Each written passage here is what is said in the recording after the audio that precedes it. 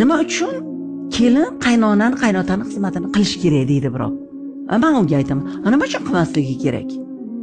Kelin 18 yil, 20 yil onasining uyida erkak bo'lib yashab keldi.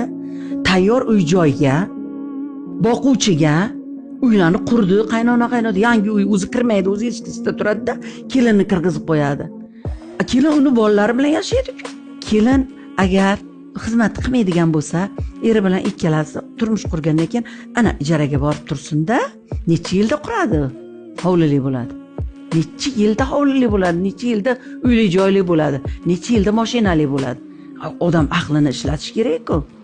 Quruq yer bo'lsa ham, bir uy, bir yotoqxona berayotgan bo'lsa ham qaynotani xizmatini qilish kerakmi? Shuni axir oqlash kerak-ku, o'sha senga qolyapti-ku.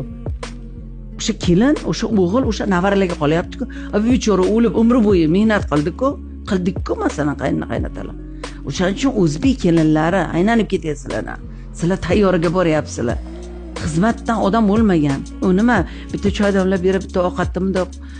Hozir aytaman men kelinimga, men uchun hech narsa qilmayapsiz kelinjon. Mana eringiz, o'zingiz, 3 ta bolangiz, men bitta o'zim. Yarim kosa bersanglar berasizlar, bermasanglar yo'q. Men uchun qilmayapsizlar deb qo'yaman-da, kuladi.